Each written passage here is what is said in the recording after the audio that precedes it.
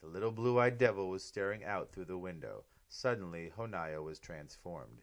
His sweatshirt was now just a torn rag, hanging from a muscular torso covered in thick black hair. His nails ripped through the seatback as he leaped across the aisle and grabbed hold of the obese woman in the red velvet hat. She began to scream. His mouth opened wide enough to reveal the flesh-eating fangs feeding on her neck. The screams of pain and torture continued aisle by aisle. Adam watched in shock and fear as torn limbs, human innards, and a rainstorm of blood speckled the plane's interior like Picasso creating art. The 135 passengers aboard Flight 76 to Scandinavia were under attack by a werewolf. Claire had already jumped out of her seat and was chasing down her son. "Honaya, please stop this now. You just wait until your father hears about this, young man," she barked. Honaya came running out of the cockpit wearing the red velvet hat, and his fur was completely drenched in blood. The plane began a downward spiral. "What the hell is going on? What the fuck are you people?" were the final words heard by any of the other passengers before Adam collapsed. A putrid smell of mold and smoke began to infiltrate his nostrils.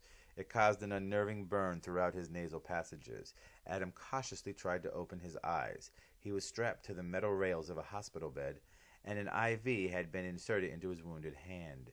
The room was cold like a slaughterhouse meat locker. Adam was covered only with a flannel white sheet. All of his clothes had been removed and replaced with a thin hospital gown. The dimly lit room was filled with towering candles that were burning and supplying minimal warmth.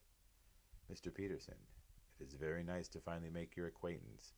Your uncle has told me so much about you," the voice greeted. The stranger tapped at the plastic tubing and adjusted the monitors. Where am I?" Adam demanded. The confused and frightened patient brought his free arm to his face. The burning in his nasal passages had become critical. It was causing his tired and sore eyes to tear. They had been tightly bandaged from temple to temple. "What happened to me?" he whimpered. The doctor's arm accidentally brushed against Adam's unshaven face. The disorientated patient became even more baffled by the thick, hairy fingers that brushed over his chapped lips. "Save the questions for later, Adam. We have plenty of time together." The man adjusted the pillows beneath his head. "By the way, I want to personally thank you for saving my son's life.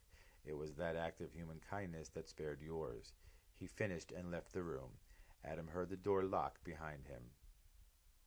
It seemed like a dark eternity before the silence was broken.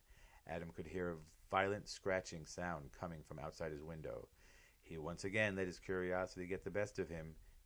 He tore off the moist gauze padding that covered his damaged eyes.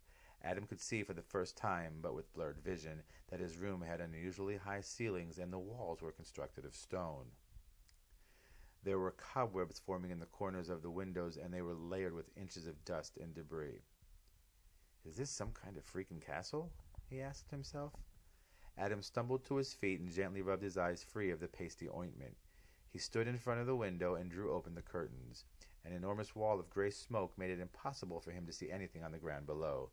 Adam could feel the intense heat penetrating from the burning fires that stabbed through the thick gray clouds. He could still hear the persistent scratching. It seemed to be getting louder. Only now it was playing in perfect tune with the ear-splitting whines and howls that shredded any last sense of his sanity. Adam wanted to cry, but found himself laughing instead as the thought of crazy Uncle Philip entered his mind. The last human memory that he would ever have was now spread all over the castle grounds, high atop an uninhabitable mountaintop somewhere in a remote area of Scandinavia. It was the crashed remains of Flight 76. Surrounding the wreckage and feeding on the carnage were a pack of bloodthirsty werewolves. Amongst the pack of carnivores he noticed a smaller lichen wearing a very familiar red velvet hat. Honaya looked toward the window and smiled. The non-consenting prisoner's laughter was short-lived and quickly turned to an uncontrollable sobbing as the smoke outside the window had started to clear. The wreckage of Flight 76 came into better view, and so did the blood-written message displayed across the fuselage. It read, "Welcome home." Adam howled at the moon. The end.